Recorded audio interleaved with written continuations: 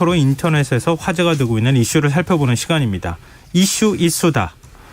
빅데이터를 읽어주는 남자입니다. 한국인사이트 연구소 김덕진 부소장 스튜디오에 나와 계십니다. 안녕하세요. 네, 안녕하세요. 반갑습니다. 김덕진입니다. 네, 한 주간 기다렸습니다. 아, 기다리셨군요. 예, 네. 어떤 이슈의 흐름을 살펴보셨는지요? 네, 이번 주는 뭐 미리 말씀 좀 훈훈한 소식들이 뒤에 좀 있다. 뭐 이런 얘기를 좀 먼저 말씀을 드릴 거고요. 네. 근데 1위 분야는 역시 가장 뜨거웠던 정치 분야 얘기를 잠깐 하고 가야 될 것 같아요. 네. 키워드는 윤석열, 이재명 그리고 홍준표라는 키워드고요. 5일 국민의힘 대선 후보로 이제 윤석열 전 검찰총장 선출되면서 이후에 나오는 다양한 이야기들에 대한 것들이 있고요. 또 뭐 이재명 후보와 어떤 구도의 대선 경쟁이 이루어질까에 대한 이야기가 많이 있었습니다. 또 이제 홍준표 키워드는 뭐 어제 홍준표 의원이 이제 내년 3월 치러지는 대선에 대해서 뭐 이런 얘기 하셨잖아요. 두 분 중에 지면 한 사람은 감옥 가야 되는 처절한 대선이다. 네. 뭐 이런 얘기들 때문에 네. 뭐 이전 투구 뭐 대선에서 부디 사람은 대선이 되도록 붙어 이런 얘기들 때문에 좀 화제가 됐던 키워드라고도 볼 수 있을 것 같습니다. 그 다음 주제는 뭔가요? 네, 2위 주제 같은 경우는요. 이제 환경에 대한 주제인데요. 이게 이제 날씨에 대한 이야기인 것 같아요. 뭐 아시겠지만 지난 주만 해도 좀 뭐 낮 기온 20도 내외까지 포근했다가 네. 갑자기 추워지니까 사람들이 좀 많이 놀랬던 이런 모습인 것 같습니다. 전국에 강한 비바람이 몰아치면서 갑자기 추워졌고요.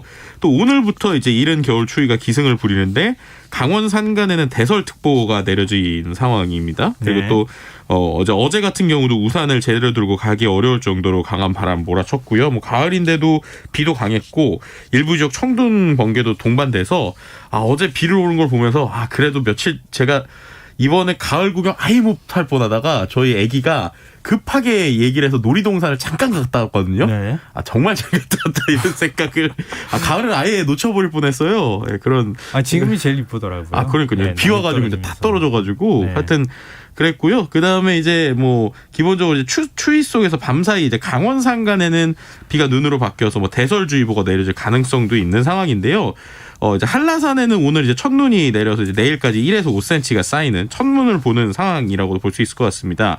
근데 이제 서울에서의 첫눈이 보통 언제가 첫눈이라고 혹시 기록하는지 알고 계세요? 첫눈의 기준. 첫눈의 기준 네. 매번 듣는데 매번 매년마다 나오긴 하는데 네. 그때마다 까먹어요.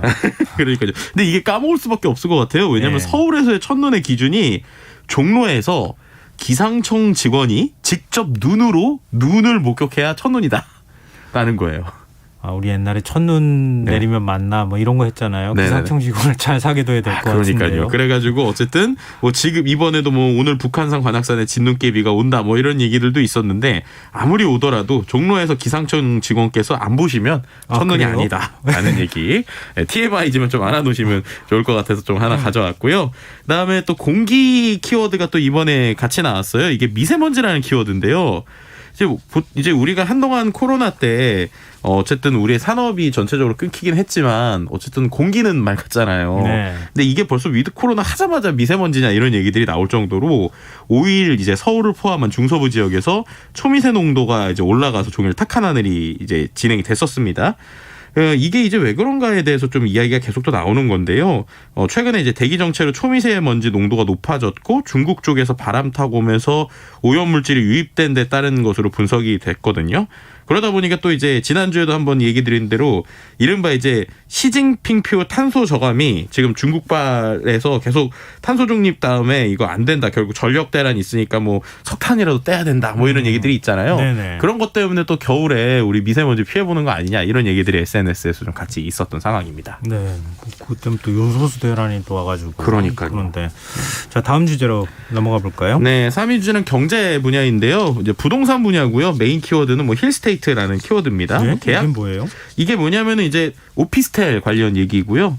과천에 이제 12만 명이 청약을 했었던 힐스테이트 과천 청사역이라고 하는 오피스텔이 있었습니다. 근데 어떤 곳이길래 이렇게 12만 명이 청약을 해요? 그러니까요. 이게 상당히 그 위치도 그렇고 이게 프리미엄이 붙는다고 하고 전매 제한이 없었어요. 네, 그러다 보니까 이제 많은 사람들이 이거 계약만 되면 웃돈이 7, 8천이다. 혹은 1억 5천까지 간다. 뭐 이런 얘기들이 있다 보니까 약간 거품이 있을 것 같은데 왠지. 네, 그래서 이제 여기서도 계속 이제 그 현장에 있는 기사나 내용이나 SNS를 보더라도 실제로 이제 7일 이제 그 모델하우스 앞에 이른 아침부터 인파가 상당히 몰렸었대요. 그래서 네. 뭐 소위 떴다방이라고 추정되는 무리들이 이제 볼펜과 노트 들고 당첨자들의 매물 선점하려고 뭐 주차장 들어오는 자동차 예의주시하기도 있었고 네. 또 뭐 매물 구해보려는 실수요자들은 이들과 접촉하려고 했다고 하는데요.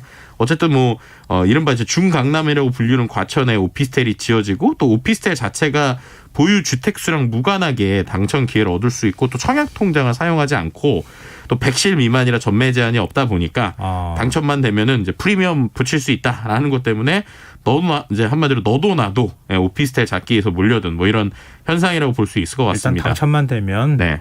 로또 복권이다. 그렇죠. 이런 생각들을 하고 간 사람들이 굉장히 많았겠군요. 네, 뭐 실제로 이제 과천뿐만 아니라 신길에서도 비슷한 이제 일들이 일어났다고 하는데요. 뭐 예를 들면 신길 푸르지오던의 1349대 1 정도니까 그 엄청난 이제 경쟁률이었는데 댓글 역시도 상당히 뜨거웠습니다. 네. 예를 들면은 청약자들 리스트 받아서 거래 내역 좀 탈세 있었는지 좀 조사 좀 해봐라 이런 이야기도 네, 있었고요. 아니면은 오피스텔도 결국 규제해야 된다. 왜냐하면 이게 전매 없으니까 결국 단타치골로 나가려고 한다라는 네. 이제 댓글의 표현들이 있었어요. 그리고 또 이런 기사들을 보면서 이런 게 오히려 투기 조성하는 기사다. 이런 내용들을 너무 많이 기사화하지 마라. 뭐 이런 얘기들까지 있었고 무자격 떴다방들이 부동산 투기 주범이니까 이들 좀 단속해라. 뭐 이런 얘기들도 있었습니다. 거꾸로 생각하면 떴다방 하라고 지금 해놓은 거 아무런 규제가 없으니까 또 그런 거 아닌가도 싶은데. 그러니까요. 다음 주제는 이 댓글이 뜨거운 이슈가 아니라 네. 따뜻한 온기를 느낄 수 있는 얘기라고요? 네, 맞습니다. 사회 분야고요. 사회 분야인데 키워드가 따뜻하다예요. 그래서 왜 그런가 했더니 요소수 얘기입니다. 요소수 얘기. 네. 요소수 네. 그 나눔하는 거예요. 그렇죠. 소방서에 네. 요소수 익명 기부가 계속 잇따르고 있다고 해요. 그래서 실제로 이제 전남 지역에서 직접 사람들이 소방서를 찾아가서 요소수를 익명 기부하는 발길이 끊이지 않는다고 합니다. 그래서 뭐 50리터짜리를 하나둘씩 이제 건물 앞에다 내려놓고 소방관님이 아이고 왜 놓고 가세요? 그런데도 아무 말 안 하고 이제 자리 뜨시는 이런 분들도 많았고 아이의 손을 잡고 짐수레를 끌고 건물 안으로 들어가시는 분 혹은 또 어떤 이런 분들이 많다 보니까 이제 광양의 한 119 안전센터에는 시민들이 말없이 두고 간 요소수가 130리터 정도까지 쌓였다라는 얘기도 있습니다. 한 통에 보통 10리터 정도 하잖아요. 네네네. 그러니까는 이렇게 지금 누적이 되다 보니까 뭐 광주시나 전라남도 소방본부 같은 경우에는 광주시는 한 6개월분, 전라남도는 4개월분의 요소수 확보했다라는 얘기들까지도 나올 정도로 사랑으로 어떻게 보면은 수급에 차질이 없게 만드는 이런 좀 아름다운 모습들이 나오고 있는 상황인 것 같습니다. 네, 요소수 테란 빨리 좀 풀렸으면 좋겠습니다. 중국 정부가 그러니까요. 반응을 또 보이기 시작해서 네. 희망이 생긴 거 아닌가 싶은 생각이 들더라고요. 그리고 사회 분야에 또 따뜻한 키워드가 있다면서요? 네, 저 정말 이거 의미 있구나라고 생각을 했는데 네. 이번 주에 또 유독 사랑의 연탄 나눔 관련 SNS 내용들이 상당히 많이 있었어요. 전국 곳곳에서 이 사랑의 연탄 나눔의 봉사활동이 펼쳐진 것인데요. 대학을 중심으로 좀 이야기가 많이 됐었고 뭐 대표적으로 일단 한성대 같은 경우를 보더라도 강남시 구룡마을 강남구 구룡마을에서 사랑의 연탄 나눔 봉사 활동을 했습니다. 근데 네. 보면 이게 하루에 그러니까 예를 들면 이번에 한 번만 한 게 아니라 예를 들면 수십 년째 이어가고 있는 데들도 상당히 많더라고요. 예를 들면 모건대 같은 경우에는 모건대 구성원이 18년째 매년 이제 성금을 모아서 연탄을 구입하고 배달까지 한다고 하는데 어떻게 보면은 지금 이제 20대 친구들은 아이러니하지만 또 이런 기회가 아니면은 이제 연탄을 보기 힘든 친구들도 상당히 많이 있잖아요. 예전보다 그렇죠. 이제 좀 집에서 덜 때니까. 연탄을 태우는 네. 그런 집이 없죠. 그렇죠. 그러니까 이런 봉사활동이 단순한 도움뿐만 아니라 사회에 확실히 이런 다양한 면들이 있고 우리가 생각해 볼 게 많구나라는 거에서 좀 상당히 의미가 있지 않나라는 생각이 좀 들었어요. 네. 왜냐하면은 또 그뿐만 아니라 뭐 부산에서도 예를 들면 위드 코로나 이제 시즌이 되니까 캠퍼스 주변의 주거 환경을 개선하는 봉사활동들도 많이 한다고 합니다. 그러니까 집을 고쳐주고 싶었는데 코로나 때문에 못 고치고 있다가 네. 위드 코로나가 되니까 뭐 이제 수리를 해주는 이런 분들도 있고요. 뭐 부산에서 고등학교 친구들도 사랑의 연탄 배달을 하는 등 어떻게 보면은 전국에서 좀 따뜻한 소식들이 이번에 좀 많이 들려온 한 주간이 아니었나 뭐 이렇게 이야기를 드릴 수 있을 것 같습니다. 아니 요즘 대학들이 한 2년 가까이 네. 개강은 해도 학교를 못 가는 상황이었잖아요. 그렇죠. 그러니까 이렇게 좋은 동아리 봉사활동이나 이런 거를 못 했는데 이제는 좀 어느 정도 학교 갈 수 있는 그러니까요. 상황이 됐잖아요. 대학에. 네, 그러니까 참 얼마나 의미 있는 게 위드 코로나가 되자마자 본인들이 놀고 그리고 즐기고 싶은 것도 많을 텐데 이런 상황에서 이런 봉사활동을 통해 가지고 사랑을 나누는 걸 먼저 실천하는 모습이 정말 보기 좋다라는 생각이 많이 들었습니다. 여러 가지 뭐 대학엔 동아리가 있지만 네. 이런 동아리 뭐 모임 같은 경우에는 네. 같은 대학을 나와도 그렇죠. 나중에 오래 가더라고요. 그러니까요. 그 사람들이. 옛날에 나이 농활 먹어도. 가서 세참 먹고 이런 분들이 이제 많이 가시긴 하던데. 맞아요. 네. 예. 그리고 5위 주제 어떤 거죠? 네, 5위 주제는요. 연애 분야인데 연애랑 조금 연관이 있는 것 같지만 또 다른 기술 키워드가 같이 나옵니다. 어떤 거요? NFT라는 키워드가 나옵니다. NFT요? 네. 이게 뭐 때문에 그러냐면 이번 주에요. 그 BTS 소속사인 하이브가 그 코인 이제 그 블록체인 혹은 이제 가상화폐를 하는 업비트라는 회사랑 네네. 합작사를 만들어서 이 NFT 사업에 진출하겠다는 기사가 나왔고요. 업비트면은 거래소잖아요. 네, 그렇죠. 예. 네. 그리고 또 어제는 SM에서도 본인들이 NFT 사업을 진출하겠다라고 하는 게 이제 연달아 기사가 나왔습니다. 예. JYP 같은 경우는 이미 업비트에 어느 정도 이제 지분을 교환하면서 이제 그런 NFT의 공식화를 한 것인데요. 그러니까 어떻게 보면은 우리나라 메이저 기획사들이 이제 다 NFT를 하겠다라고 선언한 거나 마찬가지다 보니까 네. 과연 이러한 이유들이 무엇이냐 아니면 이게 어떻게 갈 거냐에 대한 여러 가지 예측들이 나오고 있는 상황입니다. 아니 연예기획사들이 왜 가상화폐 거래소하고 손을 잡습니까? 일단 NFT에 대해서 좀 설명을 드려야 될 것 같은데 네. NFT는 이제 대체 불가능 토큰 이렇게 불리고 있어요. 근데 그냥 쉽게 설명을 하면 계약을 하는 거예요. 그래서 네. 우리로 치면은 예를 들면 인감 도장을 찍는 거랑 비슷하다고 생각하시면 됩니다.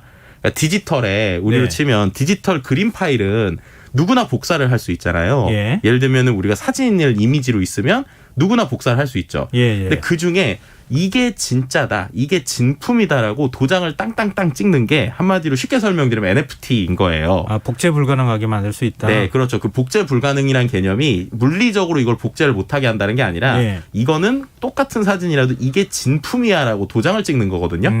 그럼 이게 이제 연예기획사에서 어떻게 쓸 수 있는 거냐면 예를 들면은 연예기획사가 최근에 포토카드라고 그래서 연예인들의 화보나 사진을 이제 많이 판매를 해요. 예. 근데 그거를 디지털로 판매를 하는데 똑같은 사진이지만 이게 우리 소속사에서 진짜 이 연예인을 찍은 사진이야 라는 거를 할 수 있고요. 그다음에 이 NFT 기반으로 되면 거래가 가능합니다. 그러니까 일종의 우리가 예술 작품 예전에 뭐 옥션이나 경매에 붙이듯이 네. 그래서 거래가 가능하기 때문에 어떻게 보면 이걸 좀 많이 하려고 한다고 볼 수 있을 것 같고요. 두 번째는 이 NFT 기반으로 거래를 하게 되면 플랫폼이 없어도 돼요. 그러니까 중간 수수료를 띄는 데들이 없이 직접 소비자를 만날 수가 있거든요. 그러니까 이런 관점에서 보면 어떤 팬덤을 가지고 있는 연예 기획사가 이런 기술을 활용해서 자기네 브랜드를 판매한다라고 하면 아무래도 수익을 내기가 훨씬 더 좋은 면이 있다고 볼 수 있을 것 같습니다. 기발하네요. 네. 네. 오늘은 유기도 소개해 주신다고요? 네, 유기도 문화 관련 키워드인데요. 이게 지금 미국 휴스턴에서 열린 유명 힙합 가수 트래비스 스캇 공연 중에 압사 사고가 발생해서 최소 네. 8명 숨지고 수백 명이 다친 이야기입니다. 근데 이게 지금 조금 더 논의가 되고 있는 게 약물 파티의 가능성이 있다. 그래서 좀 수사가 나오고 있어요. 네, 콘서트 현장에서 누가 강제로 마약을 이렇게 투여했다는 사실이 드러났다는 것이죠. 예. 그래서 누군가가 보안요원이 갑자기 목에 누군가가 마약을 주사했다. 그래서 이게 단순한 사건이 아니라 좀 더 지켜봐야 된다는 이 의견이 있고요.